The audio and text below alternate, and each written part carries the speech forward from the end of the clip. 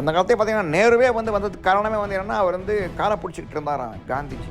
பட்டேலை எதிர்த்து நிப்பா சொல்ல பட்டேலுக்கு கொடுக்கல பிரைம் மினிஸ்டர் போஸ்ட். அதில் தான் என்ன ஆச்சுன்னா அப்போ தான் அவர் அனௌன்ஸ் பண்ணார், நாங்கள் இங்கே வழி சண்டை போட்டு செங்கோட்டையில் போய் நான் கொடியேற்றுவேன் அப்படின்னு சொல்லிட்டு பண்ணார்.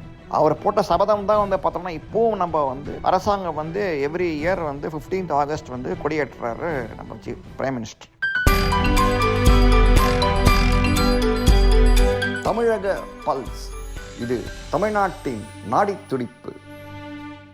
அனைவருக்கும் வணக்கம். ஜனவரி 23 என்எஸ்சி போஸ் அவரோட பிறந்த நாள். அதை பற்றி தான் இந்த பதிவில் பேச போகிறோம். தயவுசெய்து இந்த பதிவை லைக் பண்ணுங்கள், ஷேர் பண்ணுங்கள், சப்ஸ்கிரைப் பண்ணுங்கள். நம்ம சேனலுக்கு சப்ஸ்கிரைப் பண்ணாட்டி முதல்லேருந்து பார்த்தோம். என்எஸ்சி போஸ் நீங்கள் கவனிச்சிங்கன்னா அந்த காலத்தில் பெங்கால்லேருந்து அவர் இன்னொருத்தர் வங்காளி அங்கேருந்து பிறந்து இந்திய சுதந்திரத்துக்காக போராடின அவர் கவனிச்சிங்கன்னா அவர் ஃபஸ்ட்டு என்எஸ்சி போஸ் காங்கிரஸ் கட்சியில் தான் இருந்தார். அவர் ஒரு மாதிரி மிதவாதியாக தான் இருந்தார். பட் இருந்தாலுமே காந்திய கொள்கைகள் ஈர்க்கப்பட்டு தான் காங்கிரஸ் போய் சேர்ந்தார் அவர். பட் அவரை பொறுத்தவரை அந்த மாதிரி ஒத்துழையாமை இந்த மாதிரி சும்மா பண்ணி நோன்பு நடக்கிறதான் அவ்வளோ அவருக்கு இது இல்லை, ஈடுபாடு இல்லை. இன்னும் ஒரு தீவிரமாக இறங்கினா தான் பிரிட்டிஷை விரட்ட முடியும், நாட்டை விட்டு விரட்ட முடியும் அப்படிங்கிறத அவர் தீவிரமாக நம்பினார் அவர். பட் இருந்தாலும் மகாத்மா காந்தியோட கொள்கையை எதிராக பேசக்கூடாதுன்றதுல தீவிரமாக இருந்தார் அவர். என்ன தான் தன்னோட பாதை கொஞ்சம் தீவிரமாக சுதந்திரத்துக்கு போராடணும் அப்படின்னு இருந்தால் கூட மகாத்மா காந்திக்கு எதிராக இன்னும் செயல்படக்கூடாது, பேசக்கூடாது அப்படிங்கிறத அவர் ஒரு கொள்கையாகவே வச்சுக்கிட்டு இருந்தார். நீங்கள் கவனித்து பார்த்தீங்கன்னா கூட அதே மாதிரி அவர் நீங்கள் சின்ன அந்த எங்கேஜ்லேயே பார்த்தீங்கன்னா 1930s காங்கிரஸ் கட்சிக்கு எலெக்ஷன் நடந்தது. அப்போ காந்தி என்ன பண்ணார்னா அவர் பட்டாபி சித்தராமையா சொல்லிட்டு ஒருத்தரை நிறுத்தினார். பட் போஸ் அவருக்கு எதிராக நின்னார். ஸோ அந்த காலத்துலேயே கவனித்தோம்னா காங்கிரஸோட இப்போவும் இருக்கிற அதே கொள்கையை தான் அந்த காலத்தையும் காந்திஜி ஆரம்பித்து வச்சது தான் என்ன எவன் கேப்பபிள் கிடையாது, எவன் யாரா போடுறான்னு அவனுக்கு தான் பதவி. இப்போ கவனிச்சுன்னா பார்த்தீங்கன்னா பப்பு இருக்கார், பப்புக்கு ஜெயலலிதா தட்டுன்னு கூட்டு சுற்றி உட்காந்துட்டு இருக்கான். எவன்லாம் அவருக்கு எதிராக திரும்புவான்னு நினச்சாங்கன்னா அவன் வெள்ளை தொத்தி தான் கட்சியை விட்டு பார்த்துருப்பீங்க நீங்கள். ராஜசேகர் ரெட்டி பையனாக இருக்கட்டும், ப்ளஸ் அங்கே சிந்தியாவோட பையனாக இருக்கட்டும், ராஜேஷ் பைலட் பையனோட டம்மி ஆக்கிறதா இருக்கட்டும். இதே மாதிரி பார்த்தீங்கன்னா எல்லாருமே சம்சாஸ் தான் இருப்பாங்க காங்கிரஸில். அந்த காலத்தையே பார்த்தீங்கன்னா நேருவே வந்ததுக்கு காரணமே என்னென்னா அவர் காலை பிடிச்சிக்கிட்டு இருந்தாராம் காந்திஜிக்கு. பட்டேலை எதிர்த்து நிப்பா சொல்ல பட்டேலுக்கு கொடுக்கல பிரைம் மினிஸ்டர் போஸ்ட். ஸோ அதுக்கப்புறம் வருவோம். பட் இதில் நீங்கள் கவனிச்சிங்கன்னா போஸ் நின்னார் இந்த போஸ்ட்டுக்கு, காங்கிரஸ் தலைவர் போஸ்ட்டுக்கு நின்னார் அவர். அப்போ போஸ் ஜெயிச்சிட்டார், பட்டாபி தோற்று போயிட்டார். உடனே காந்தி என்ன பண்ணார்னா வழக்கம் போல் பட்டாபியின் தோல்வி என் தோல்வியே அப்படின்னு அனௌன்ஸ் பண்ணிட்டார். உடனே இவர் பார்த்தாரு என்எஸ்சி போஸ், சரி இது இதுவாக சொல்லிட்டு கட்சி ராஜினாமா பண்ணிட்டார், காங்கிரஸை விட்டு வெளில போயிட்டார் அவர். ஸோ இப்போ இந்த மாதிரி அவரை தீவிரமாக அவர் போராடுறாரு, இது மாதிரி காங்கிரஸ் இது பண்ணணும், ஒரு ஆயுத போராட்டம் பண்ணணும் அப்படிங்கிற மாதிரி ஒரு மனநிலையில் இருக்கார். அப்படின்னு பண்ணும்போது பிரிட்டிஷ் அரசாங்கம் அரெஸ்ட் பண்ணி அவரை உள்ளே வச்சுட்டாங்க, வீட்டுக்குள்ளே ஹவுஸ் அரெஸ்ட்டாக வச்சுட்டாங்க அவரை. ஸோ இப்படியே கொஞ்ச நாள் போச்சு. இப்படியே இருந்தனா சண்டைக்கு வேலைக்காக சொல்லிட்டு அப்போ உலக போகிறோம் தோங்கிடுச்சு. அப்போ ஸோ இந்தியா எதாவது பண்ணணும் அப்படின்ட்டு அவர் முடிவு பண்ணார் அவர். ஸோ அப்படின்னு சொல்லிட்டு உடனே அவங்க அப்புறம் மாறு வேஷத்தில் முஸ்லீம் மாதிரி வேஷம் போட்டு வெளில தப்பிச்சு போயிட்டார் அவர். அவர் போன அப்புறம் தான் பிரிட்டிஷ் அரசாங்கம் தெரிஞ்சது தப்பிச்சு போயிட்டார் அப்படின்னு சொல்லிட்டு. பட் அவர் சாமர்த்தியமாக இங்கே இந்தியாவை இப்போ போய் டாஷ்கண்ட் போய் சேர்ந்துட்டார், ரஷ்யா போய் சேர்ந்துட்டார் அவர். ரஷ்யா போய் சேர்ந்த அப்புறம் அங்கேருந்து தப்பிச்சு போய் திரும்பி அவர் ஜெர்மனிக்கு போயிட்டார் அவர். அங்கே ஜெர்மனியில் ஹிட்லரோட கொஞ்ச நாள் இதுவாக பேசிக்கிட்டு இருந்தார். அங்கேயும் பார்த்தோம்னா அங்கே தான் ஐஎன்ஏன்னு ஆரம்பித்தார், இந்தியன் நேஷ்னல் ஆர்மி அப்படின்னு சொல்லிட்டு ஒன்று ஆரம்பித்தார்.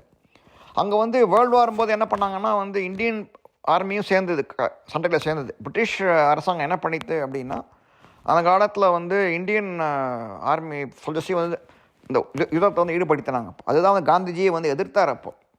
பட் இருந்தாலும் பிரிட்டிஷ் அரசாங்கம் தீவிரமாக இவங்கெல்லாம் உள்ளே கொண்டாந்தாங்க அந்த இதில். ஸோ அப்போ அவங்களாம் பிடிச்சி வச்சுருப்பாங்க இல்லையா. வேர்ல்டு வார் போது பார்த்தீங்கன்னா பிரிஸ்னர்ஸ் ஆஃப் வார்னு நடக்கும். ஸோ வேர்ல்டு வார் 2ல் அப்போ ஜெர்மனி அரசாங்கத்துக்கு எதிராக இந்தியன் சோல்ஜர்ஸும் சண்டை போட்டாங்க பிரிட்டிஷ் அரசாங்கம் சார்பாக. ஸோ அவங்களெல்லாம் பிடிச்சி வச்சுட்டாரு. அவங்களாம் பிடிச்சி மாட்டினாங்களோ அவங்களாம் பிடிச்சி ஜெயிலில் பிடிச்சி பிரிஸ்னர்ஸ் ஆஃப் வார்னு வச்சுருந்தார் ஹிட்லர். ஸோ அந்த சோல்ஜர்ஸ்லாம் வந்து வச்சு இவர் இந்தியன் நேஷனல் ஆர்மின்னு அங்கே ஆரம்பித்தார் இதில் ரஷ்யாவில்.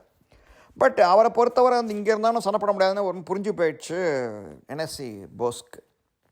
ஸோ உடனே அவர் என்ன பண்ணார்னா ஹிட்லரோட இதில் உபயோகத்தால் வந்து அங்கேருந்து ரஷ்யாவில் அங்கேருந்து திரும்பி இதுக்கு போனார். அவர் ஜப்பான் போயிட்டார். அவர் அப்படியே அந்த காலத்தில் வந்து பார்த்தோம்னா வந்து பிரிட்டிஷ் இவங்க வந்து ஜெர்மன் பைலட்ஸ் ரஷ்யா தாண்டி தான் போயாகணும் இதுக்கு ஜப்பானுக்கு. ஒரு மயிர்கூச்சரியும் அட்வென்ச்சர் தான் அவங்களுக்குமே. ரஷ்யா வழியாக போய் பறந்து ஜப்பான் போய் சேர்ந்தாங்க. அவங்க கொண்டே விட்டாங்க அவரை. அங்கே ஜப்பானில் வந்து இவர் ராஷ்பிஹாரி போஸ் இவங்கெல்லாம் இருந்தாங்க அங்கே அந்த காலத்தில். அங்கே வந்து அங்கேயும் இந்த மாதிரி ஆர்மி மாதிரி இருந்தது. பட் இதை வந்து ஒரு இது மாதிரியெல்லாம் மரியாதையே இல்லாமல் அவங்கெல்லாம் வந்து இது நடத்திக்கிட்டு இருந்தாங்க அவரை. ஸோ அதனால் இப்போ இவர் வந்து சேர்ந்த உடனே அந்த ஐஎன்ஏ வந்து ஃபார்ம் ஆகிடுச்சு. கரெக்டாக வந்து ஃபார்ம் ஆகி இவர் வந்து எல்லாரையும் வந்து இது பண்ணார். இப்போ என்எஸ்சி போஸ் வந்து இவர் ஐஎன்ஏ ஸ்ட்ரெங்தன் பண்ணார் அந்த பக்கம் ஈஸ்ட் கோஸ்ட்டு இங்கே ஜப்பான் போயிட்டு. ஸோ அப்போ தான் வந்து அவர் முடிவு எடுத்தார். அவர் நம்ம வந்து இது மாதிரி இந்த பக்கமாக போய் ஜப்பானோட கோஆப்ரேஷன் வழியாக போய் இந்த பக்கமாக மலாய் சிங்கப்பூர் இப்படியே வந்து அந்தமான் நிக்கோபார் வந்து பிடிச்சி இந்தியாவுக்குள்ளே பூந்துடலாம், நார்த் ஈஸ்ட் ஸ்டேட்ஸையும் வந்து புகுந்துடலாம் அப்படின்னு சொல்லிட்டு அவர் இது பண்ணார், முடிவெடுத்தார் அவர். அதில் தான் வந்து என்ன ஆச்சுன்னா அப்போ தான் வந்து அவர் அனௌன்ஸ் பண்ணார், நாங்கள் வந்து இங்கே சண்டை போட்டு வந்து செங்கோட்டையில் போய் வந்தாங்க நான் வந்து கொடியேற்றுவேன் அப்படின்னு சொல்லிட்டு பண்ணார். அவர் போட்ட சபதம் தான் வந்து பார்த்தோம்னா இப்போவும் நம்ம வந்து அரசாங்கம் வந்து எவ்ரி இயர் வந்து 15th ஆகஸ்ட் வந்து கொடியேற்றுறாரு நம்ம பிரைம் மினிஸ்டர். அவர் போட்ட சபதம் தான் காரணம். அந்த காலத்திலேயே வந்து நான் வந்து ஜெயிச்சுட்டு வந்தேன்னா செங்கோட்டையிலேருந்து கொடியேற்றுவேன் அப்படின்னு சபதம் போட்டார் என்எஸ்சி போஸ் அவர். ஸோ இவர் அப்போ அங்கே சண்டை போட்டு இது பண்ணி இந்த பக்கமாக வரும்போது தான் வந்து இங்கே ஈஸ்ட்டில் வந்து அவர் ஜப்பானோட ஹெல்ப் வழியாக வந்து இங்கே நார்த் ஈஸ்ட் வரைக்கும் வந்துட்டாங்க. அவங்க இங்கே ஜிக் வழியாக வந்துட்டாங்க. They came to as far as Nagaland அந்த பக்கம்லாம் வந்துட்டாங்க. வந்து என்ன பண்ணாங்கன்னா அப்போ ஒரு சண்டை நடந்தது. அப்போ அது சண்டை நடந்த போது இவன் நைட்டில் வந்து பிரிட்டிஷ் வந்து என்ன பண்ணாங்கன்னா வந்து நிறைய ஆஃப்ரிக்கன் அமெரிக்கன்ஸ்லாம் கொண்டாந்து வச்சுட்டாங்க. ஸோ அவங்க நைட்டு வந்து தூங்கிட்டு இருந்தாங்க. இவங்க வந்து என்எஸ்சி போஸ் படைகள்லாம் வந்து ராவாக சேர்ந்து போய் சண்டை போட்டு விரட்டி அடிச்சு இது பண்ணாங்க. இப்போ அதில் தான் வந்து பார்த்தோம்னா அந்த ஆர்மியில் தான் வந்து இங்கேருந்து போய் சேர்ந்தாங்க யார் நம்ம தேவர் சமூகம் வந்து நிறைய பேர் சேர்ந்தாங்க. போய் நம்ம பசும்பொன் முத்துராமலிங்க தேவர் அவர் வந்து கட்சியை வந்து அவர் ஆளுங்கள்லாம் கூட்டுன்னு போனார் சண்டை போடுறதுக்கு. அப்போ ஸோ என்எஸ்சி போஸோட சேர்ந்து தான் வந்து ஆரம்பித்தார். ஸோ இதுக்கு முந்தைய சொல்ல மறந்தது என்ன விஷயம்னா கட்சிக்குள்ளே ஃபார்வர்ட் பிளாக் அப்படின்னு ஒன்று ஆரம்பித்தார் அவர் காங்கிரஸ்குள்ளே. இதை வந்து இதுவாக இருக்கட்டும், இதை வந்து ஒரு தீவிரமான இயக்கமாக இருக்கட்டும் அப்படின்னு சொல்லிட்டு. ஸோ அப்போ காந்திஜிக்கு பிடிக்கணும் அந்த கட்சியை வந்து ரிசைன் பண்ணிட்டு தனியாகவே கட்சியை ஆரம்பிச்சிட்டார் ஃபார்வர்ட் பிளாக் அப்படின்னு சொல்லிட்டு. அந்த ஃபார்வர்ட் பிளாக்கோட கட்சி வந்து இங்கே வெஸ்ட் பெங்காலுக்கு அப்புறம் ஒன்லி தமிழ்நாட்டில் தான் வந்து தேவரை வந்து துவக்கினார். இந்த பக்கம் பசுமுத்திரமலை ஐயா தேவர் தான் வந்து ஆரம்பித்து வச்சார் அவர். ஸோ அந்த மாதிரி அவங்க வந்து போய் சண்டை போட்டு திரும்பி நார்த் ஈஸ்ட் போய் சண்டை போட்டு திரும்பி வந்தாங்க.